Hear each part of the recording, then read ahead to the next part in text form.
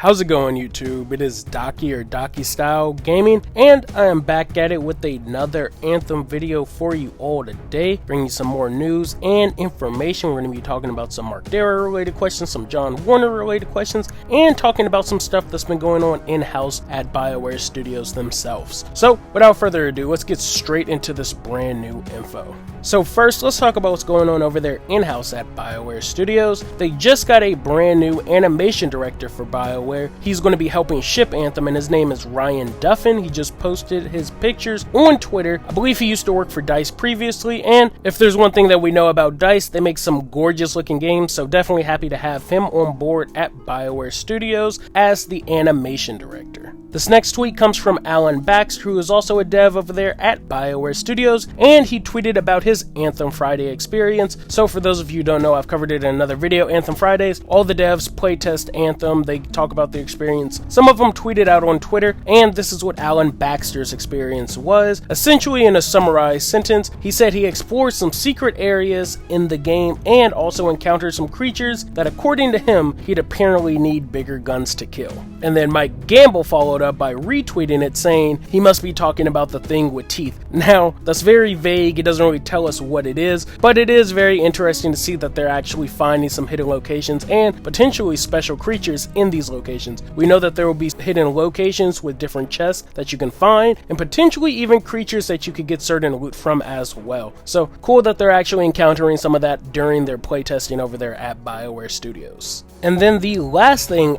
actually came from my channel. So, while I was reading through some of my comment sections on one of my most recent videos, I saw that John Renish, who is one of the lead system programmers for Anthem, actually commented on my video. So for me, I thought that was just something that was pretty interesting, especially awesome to see that Bioware themselves are looking at some of the Anthem content creator videos. They could potentially be getting feedback, or maybe they're even just checking the comment section. So definitely, if you guys continue to comment in the comment section, leave some constructive criticism, or just talk about the praises of the game. Again, I thought it was pretty interesting that he actually commented on one of my videos. That's the first time I've ever had a Bioware dev comment on something on one of my videos. I've had some follow me on Twitter, I've had some even respond to me on Twitter, but never actually commented on one of my videos. So I thought it was pretty interesting, especially seeing that the comment that we were talking about in the comment section was about an image that I posted at the end of my video, meaning he clearly watched the whole video. So I just thought that was something that was pretty cool. Now that we got all of the in-house stuff out of the way, let's start discussing some of the Mark Darrah related questions. I'm gonna try and get through some of these pretty quick, but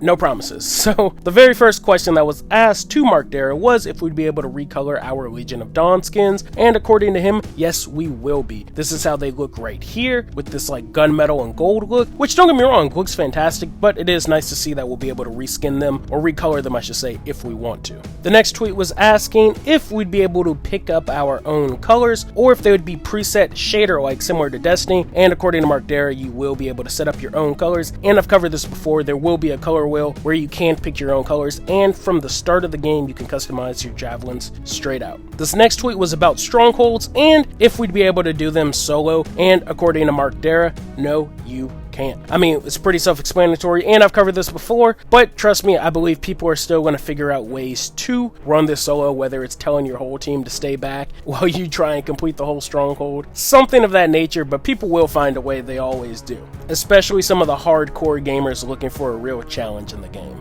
The next question that was asked was what would happen if we got rid of our weapons or dismantled them, scrapped them, things of that nature, and according to Mark Darrah, they will be turned into crafting resources. So it's pretty cool that everything that you earn in game can also be dismantled and reused for something else. So it's not like everything you grind for has no purpose. Everything you grind for can be reused for another purpose. So that's something that's pretty awesome as well. These next two tweets are about the Interceptors and pretty much about their loadouts and weapons. So this first one kind of ties into, I guess, the trifecta, because I've had this asked every time about every Javelins, although I think it would be the quadfecta.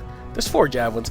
I don't know. Anyways, they were asking what weapon the Interceptor couldn't use. And according to Mark Darrah, one of the weapons that the Interceptor can't use are heavy weapons, meaning Colossus's weapons, railguns, miniguns, things like that. And then the next question about the Interceptors was asking if they could carry shotguns, and Mark Darrah did say yes, they can carry shotguns. Now, I'll be posting an image right here from the trailer released at PAX, and we did see multiple shots of the Interceptor, and one of the shots we did see a 2-burst shotgun in his inventory. Now, this next tweet was straight from Mark Darrah, and it was showing off our first still look at the Grabbit. And here's a bigger image of it right here. Now, they showed off the Grabbits in the 2018 gameplay trailer as well. When you first see the Striders walk in, you see them running on the ground, but this is a still look and an up-close look at the Grabbits as well. And according to Mark Darrah, they are delicious, and they think we're delicious as well. Now, this next tweet is an interesting tweet because they were asking if we would need 4 players for a Shaper Storm. And according to Mark Darrah, yes, we will. Now, you can solo in free play, and we know that Shaper Storms will happen in free play. It's a randomly generated thing that they can toggle on whenever they feel like it. But what happens if you are playing solo, you go to a Shaper Storm that's active, and the 3 other random players don't actually come to the encounter as well? Do you just miss out on the Shaper Storm? So I wonder how they're going to address that in the game for solo players. Now, this next tweet is about Javelin weapon loadouts. So when asked, and this is another trailer question, when we see the trailer, we saw a lot of the Javelins just using 1 weapon in their inventory. They didn't have 2 weapons like we've seen in some of the gameplay footages. Well, according to Mark Darrah, all the Javelins that we see in that PAX trailer are level 1 Javelins, and you unlock your second weapon slot at level 2. Now, he said only the Ranger will actually be at level 1. By the time you unlock the other Javelins, you will already be at level 2 or 3. So it's actually impossible for the Interceptor, Storm, or Colossus to have 1 weapon slot, but that's why you only see 1 in the trailer for some of the loadouts and some of the different clips, is because all of the Javelins in that PAX trailer are level 1 Javelins. But every Javelin can have 2 weapon loadouts. The next tweet was asking about any information on the beta, and Mark Darrah, of course, said no info yet, ... So we'll have to wait and see, and of course, when we get the information, I will try to bring this to you as soon as possible. The second we get any information, I will make a video, post it on the channel, so everybody knows as soon as I know, and as soon as it's announced. Now, this next tweet is an older tweet, a bit older. I've covered this a very long time ago. I think it was around their Q&A stream, but they asked if there would be Strider customization, and Mark Darrah said there wouldn't be Strider customization at launch. Now, in that Q&A, I believe they did say that was something that they wanted to do and possibly could do, but again, not at launch, so something that we could probably expect to see a little later on in the future in Anthem. The next question was about Anthem's raids, and they asked if Anthem's versions of raids will have matchmaking, and of course Mark Darrah did say yes. Now let's just hope it's not like guided games from Destiny and it's true matchmaking similar to Warframe. Now, on to the last 2 Mark Darrah related questions before we hop into the John Warner ones. They were asking if the HUDs would be the same for all of the Javelins, and HUDs are your heads up display, and Mark Darrah did say yes, or he thinks they are all the same, and they probably are, so that's something to be expected, to be honest. And then the last tweet was saying, I don't know if this has been asked or answered, but will we be getting more Javelins post-launch release of Anthem? And all Mark Darrah had to smugly say was, this has not been answered. Now, again, we all kind of know that we'll most likely be getting more Javelins post-launch. They've all teased it. Mike Gamble even confirmed it in an interview with Game Informer before, actually it was right after the 2018 E3 gameplay trailer. So we kind of know this is going to happen, but clearly they're just not ready to talk about it. They're just trying to ship this game and promote their main 4 Javelins before they even discuss any upcoming Javelins after the launch of the game. So now that we got all of the Mark Darrah related questions out of the way, let's talk about the John Warner related questions, and if we're being real, the John Warner related question, because he only did get asked 1 question this week, but I'll still cover it, and there was some other stuff that he showed off as well, so I'll discuss that a little later. But the question that he was asked was if we could revive our teammates as a Colossus with our shield still up, and John Warner did say yes. Now, this is something that's pretty awesome, and I can see this coming in handy in a lot of situations. I can see a lot of people using this to pick up their teammates when they're down and to revive teammates. teammates in a pretty sticky situation. So I'm actually pretty happy to hear that myself, and I'm sure Colossus players are as well. The next thing from John Warner was a retweet by Sarah Schachner saying that she was getting ready to record some music for Anthem. And then lastly is a comment that John Warner made in a GameIndustry.biz article that honestly just is why I have so much respect for Bioware and why I have so much faith for Anthem, and I expect it to be a very, very good game. So the comment starts, "We never want our players to regret spending time with us or spending money with us, and that's something that's really important to us as gamers and creators." Now, it is a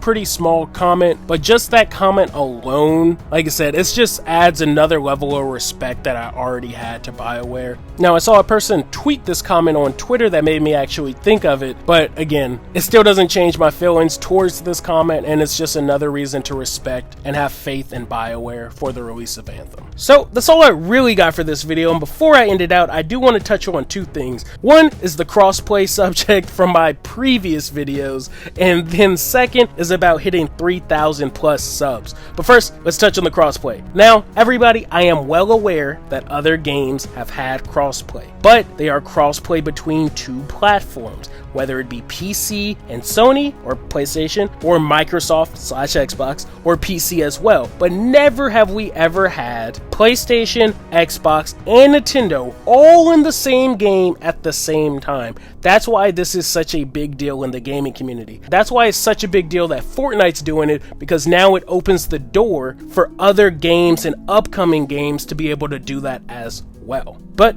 was never saying that I've never seen another game that hasn't done crossplay. I was just saying I can't even think of another game that has ever done multiple crossplay like that before, because again, it hasn't been done and it's kind of unprecedented. And then lastly, we hit 3,000 subs this week and currently are sitting at 3,200, which means we did hit our goal for the second Anthem game giveaway. But I will be announcing the winner of the first Anthem game giveaway this Saturday. So if you guys haven't entered yet, or this is your first time entering, go to my 2,000 sub video, watch it, find out how to enter before this Saturday, because this Saturday the video will be closed and I will be making a video announcing the winner, and then this Sunday I will be making a second video for the second Anthem game winner giveaway for you all to be able to enter again, and potentially how to get a third chance at winning Anthem also. So again, thank you all for getting me to 3,000 subs. We hit it in again under a month,